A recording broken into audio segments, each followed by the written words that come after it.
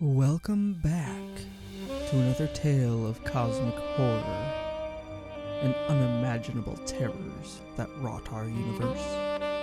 Where last time we went through the tides of those from the great beyond, today we will be exploring the Call of Cthulhu solo adventure titled Alone Against the Flames. I'm looking forward to this one.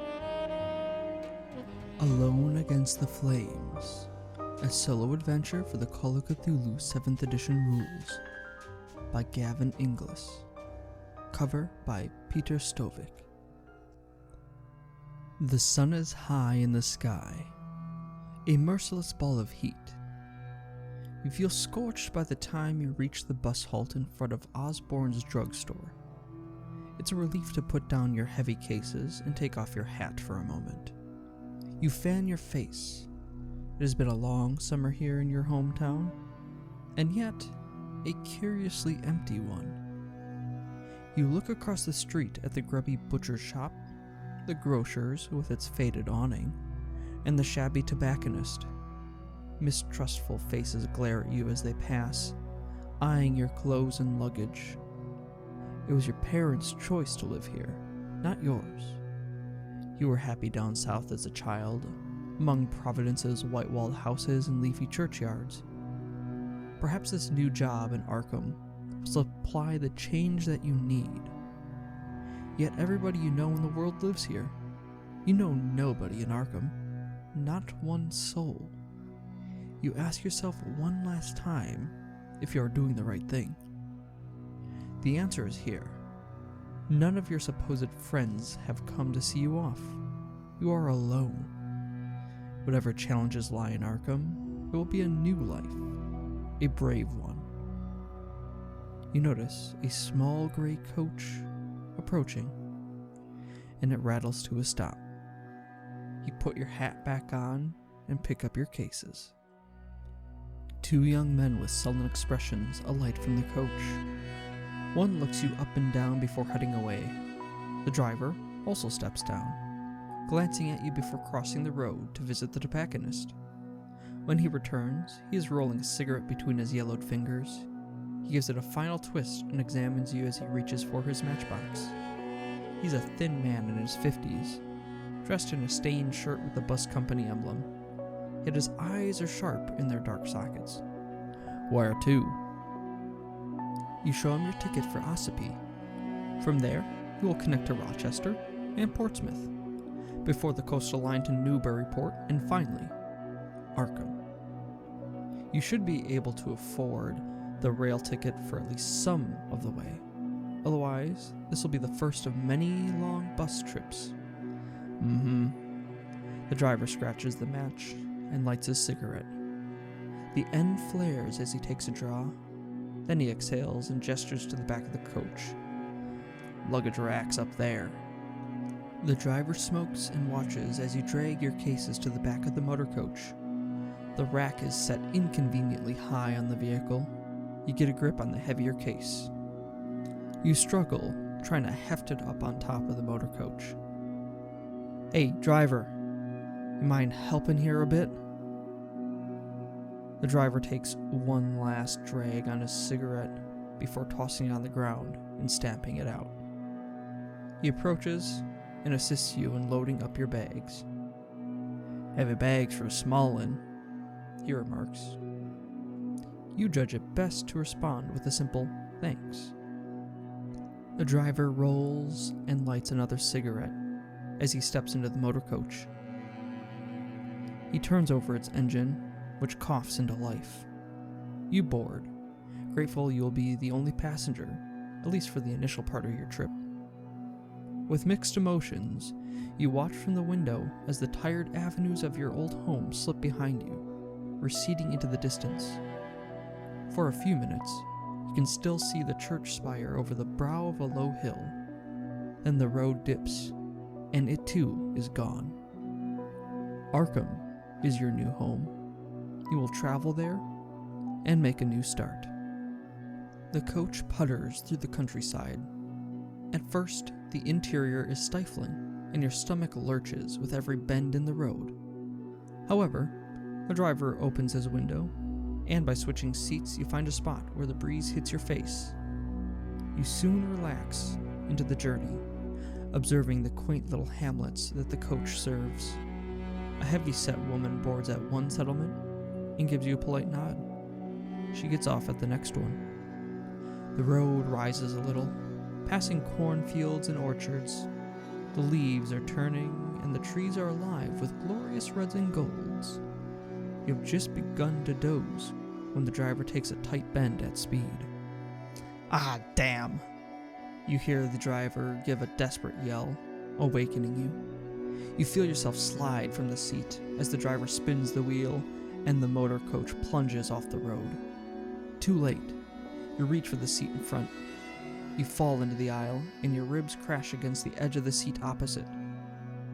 Your breath rushes out of you, and the coach stops with a thump.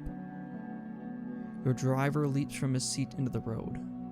As you sprawl dizzy in the aisle, you hear a string of incendiary curses. Goddamn local farmers parking on the road. Could have killed us. The driver climbs back into the cab and sees you on the floor. He looks concerned and assists you back to your seat. You see what has happened now.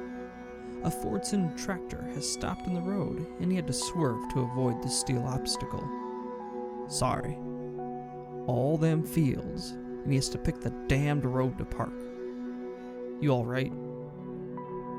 You don't think anything's broken, but you'll have a colorful bruise for the next few days.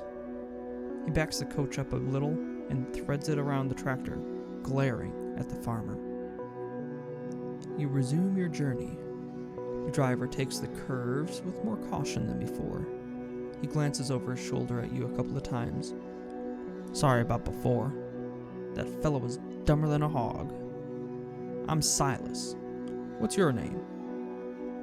The accident was at least as much Silas's fault as the farmer's, but it doesn't seem shrewd to antagonize the man while he's driving you through the middle of nowhere. Oh, my name is Bertrand.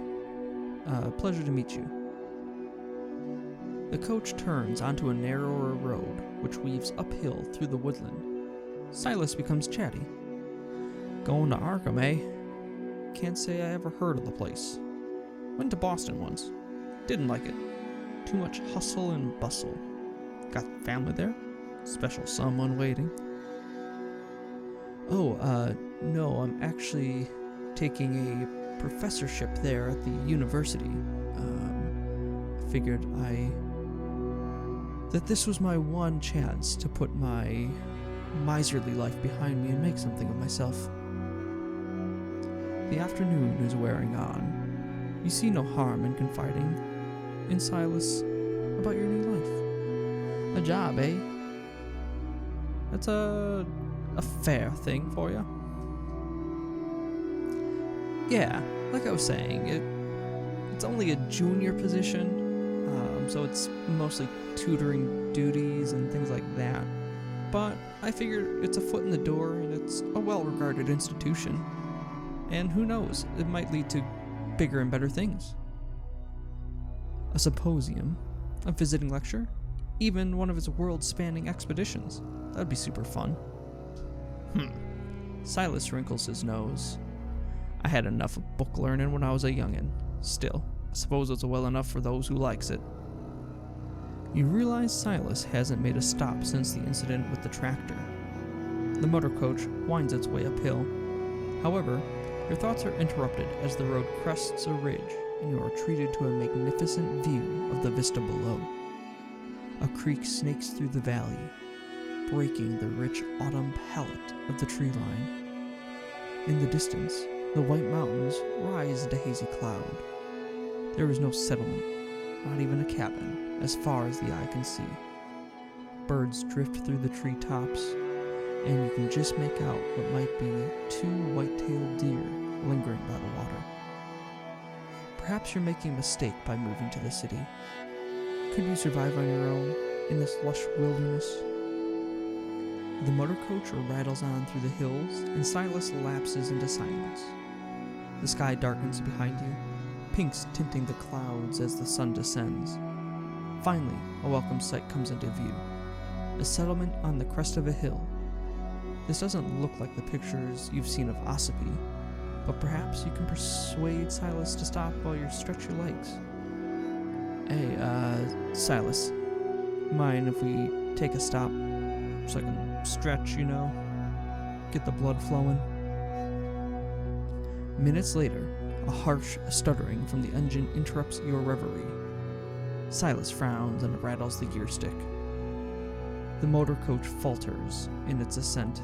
Silas utters a curse you don't recognize and grinds his teeth, struggling at the wheel. You seem to inch up the hill until you reach the first building, low dwellings constructed from a rough red stone. Silas wrestles the coach into a small bay off the road. He scrambles from his seat and makes for the engine compartment. You get the sense of a falseness, however, to Silas's actions. He seems to be acting. Either he's not as aggravated about the breakdown as his behavior suggests, or perhaps the breakdown itself is an act. This is a ruse to make you spend your time and money in a local shop. He'll be sadly disappointed in your purchasing power. Silas opens the engine compartment and sticks his head inside.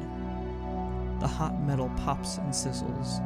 He pokes at various components, then withdraws and wipes his brow, smearing it with dark grease. I ain't sure what's wrong. Might be the oil pressure. Might be something knocked off kilter when we took that spill. Can't do much until the engine cools neither.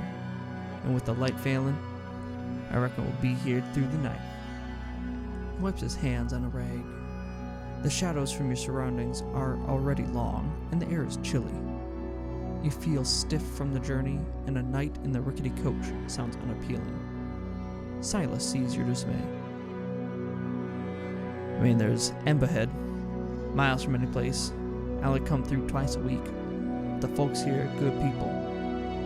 May Ledbetter, she keeps a spare room. She'll look after you. Go up the alley, turn right, first house on the left. He scratches his cheek, looks again into the engine compartment, and spits on the ground. Meet me back here at 8 in the morning, and we'll see how's we stand. With your limited car knowledge, and given the events of today, you find it best to take his advice, and you begin making way in the direction of May Ledbetter's house. You drag your cases between the sullen buildings. You feel surprisingly weary, considering you have spent all day sitting down. Silas's descriptions led you to a modest dwelling with a slate roof, and a nameplate reads Ledbetter, and underneath a sign in neat copperplate reads Lodging Room. The lane around you is gloomy, but a lamp flickers in the window. A breeze chills your face. You're not about to begin your new life by sleeping in the street. You rap on the weather-beaten door. After a moment, you hear footsteps inside the house. A bolt is drawn back, and the wooden door swings open. A figure with loose curls and a rough-looking house dress appears at you. Her gaze takes in the traveling suit and your cases. Her voice has a slight Irish lilt. Hello. Shall I take you as you're looking for a room for the night? Yes. Pardon the intrusion, ma'am. I know it is late, but our motor coach broke down a few miles back, and I was recommended your place for lodging by a Silas. What are your costs for a night of staying here? You were not overly impressed by the rates, nor the abode. But as far as you've seen, the village does not offer many alternatives. Oh, you'll find them very reasonable. You look tired. I'm May. Come inside and we'll talk over a cup of tea.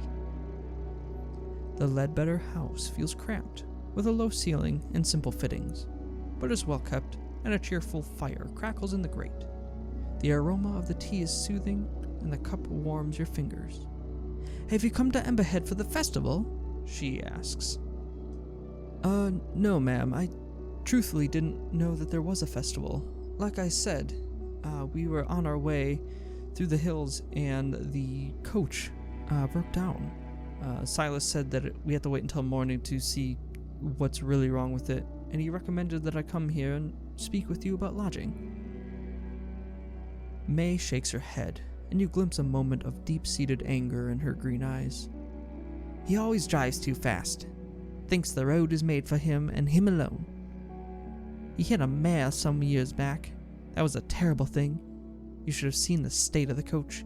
You'd be surprised at the damage done. She sips her tea and gazes past you into the corner of the room. With living here, though, we can't afford to antagonize the man. He's about the only link we have to the world at large. And he's not a bad soul at heart. I suppose that going the same route for 15 years makes a man careless. You have to forgive him. May goes silent for a long time. Then her eyes flick back to you. But you didn't come here to listen to me blather, and you must be hungry. I can rustle you up a bit of stew. How would that be? That would be greatly appreciated, ma'am. I am quite hungry, and I do appreciate the tea. And again, I don't mean to be rude or impose, but we haven't discussed rates. May names a price, so low you accept it without hesitation. The room is small but comfortable, and the stew dark and hearty. After dinner, you have a couple of hours before your usual bedtime. You decide to talk to May a little bit about life in Emberhead. In her letters, my sister always asks if I'm not bored. Living in such a small place, she lives in New York, you know. Then she writes about how frightened she is to walk home at night. I ask you, what kind of way is that to live? You mention your hopes for a new life in Arkham. May doesn't seem to hear you. It's a small place here, yes, but that means we have real community. Everybody's face is known, everybody works together, nobody's excluded. Except those who choose to exclude themselves, of course. I couldn't live anywhere else but here. As the hours wear on, you are amused to hear May transform into a sort of tired tourist guide. Of course, the views from here are spectacular on a good day. A clear view all the way around. If you're a painter, you'll be right at home. If your tastes run more to the artisan, there are workshops on Silbury Street, just at the end here, and turn right. They're not set up for visitors, you understand, but you'll see the real craftsman at work, the genuine article. Now, if you're looking for freshly baked bread, it seems a shame to point out that you intend to be on the road again shortly. You let May continue until she begins to yawn. Would you listen to me yapping? Time to turn in. When would you like your breakfast? Well, seeing as I'm supposed to meet Silas back at the coach at 8, how about 6 a.m.? Does that work? I think we can make 6 a.m. work for you, dear. As May stands, you hear a clunk behind you. You look over your shoulder, but all you can see is a wooden door, securely closed. The young lady of the house should have been listening to us. Ruth, come and greet our guest. There's a short pause. Then the door creaks open. Two wide eyes peer at you from the gap between tousled hair and a rough nightgown. What do you say? The eyes blink. Pleased to meet you. Now get back to bed. The door closes again. My daughter Ruth, 10 years this summer. Grew up so fast. She's a delight and a torment all in one, don't get me wrong. But don't worry, she sleeps in with me. She'll not disturb you. Good night. You retire to your room. It's a little chilly, but you are too tired to worry about lighting the fire. You see that the sheets are clean, and the bed soon warms up. The silence outside is strange after living in a town for so long, and it makes it a little hard to drift off to sleep. Being a little restless, you rise again from the bed and make your way out to explore the nearby village of Emberhead. You carefully and quietly open the door to May Ledbetter's home and step out into the night. Emberhead lies ahead of you. You notice a map on a board outside of one of the nearby buildings, and you take a look. And in the moonlight, you can see that Emberhead is a very cliffy and dangerous place. And looking around, you can confirm that for yourself. You notice that the sky is overcast, and only a few glimmers of moonlight peek from the clouds, intermittently shining out of the ground and the nearby board. So it's a good thing that you borrowed May Ledbetter's lantern. Otherwise, you'd be in near total darkness.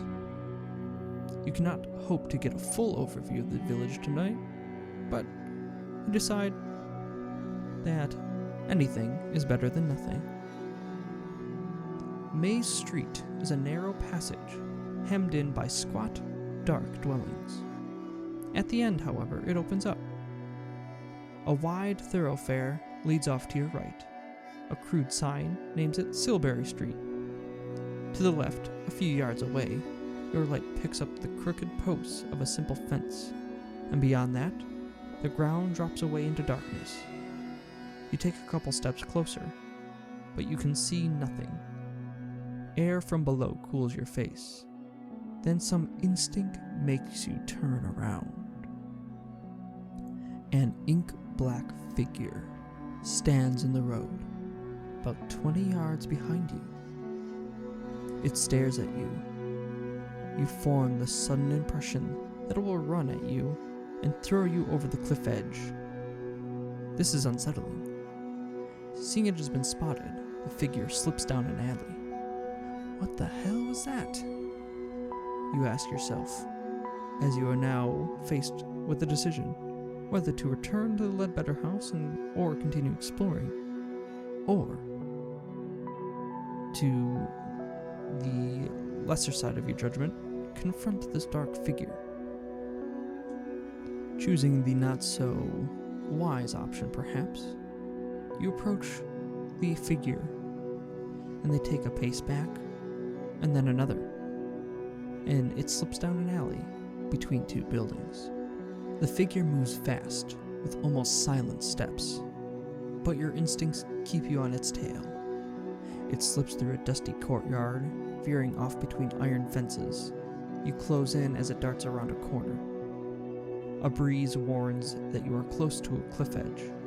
The flickering light from your lantern picks up its grassy lip as you charge in pursuit. You slow your pace, watching for unexpected voids beneath you. The watcher pulls further away, but rather than darting back into the maze of streets, it makes for the cliff edge. You close in. The dark figure swings its head to stare at you once more. You receive a brief, uneasy impression of something wrong with its face. Then it leaps over the cliff edge. Your mouth drops open. You approach the edge, lantern swinging in the wind. Dim light plays on the rock face beneath you.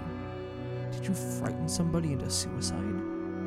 Your gut says not, but you cannot explain what just happened. You find your way back to the Ledbetter house, the lantern trembling in your grasp. And fatigue and drowsiness finally works its way into your mind as you lay down to a night's sleep. You dream of fire in the grate, coruscating colors shimmering through the dancing tongues of flame.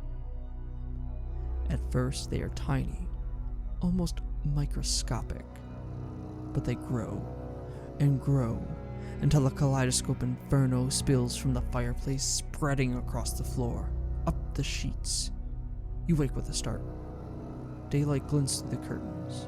You get up and examine the grate, blinking the sleep from your eyes. It is quite cold. It appears that May has no running water, but has supplied some in a ceramic jug.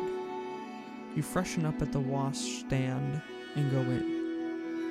She cooks a hearty breakfast and leaves you in peace to eat. At about 7:30, you are paid up, packed, and ready to go.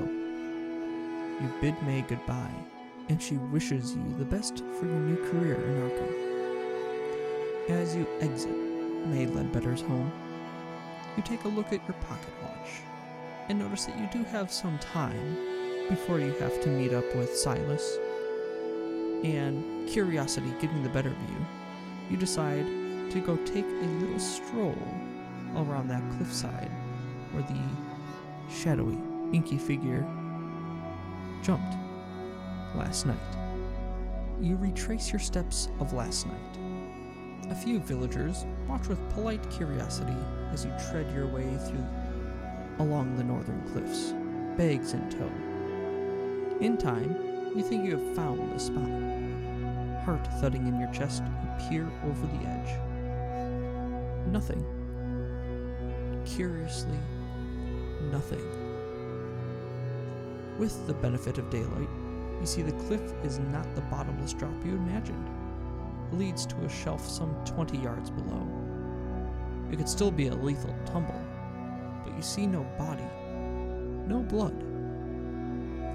Looking closer, your keen eyes pick it up after a couple of minutes of scanning the cliff face, that there are a series of protruding rocks combined with what looks like man-made incisions. The effect is an ingenious hidden stairway that leads down the cliff. No doubt, the dark figure uses this to descend safely. You look along the lower shelf. You see only a few drab shacks off to your right. This might have been an interesting find were you not about to leave Emberhead for good. You are already tired of your heavy bags. Hopefully Silas has repaired the motor coach and you can resume your long journey. A sourpuss he might be, but the old driver seemed to understand his vehicle well enough. You pause to check your watch. Still 20 minutes early.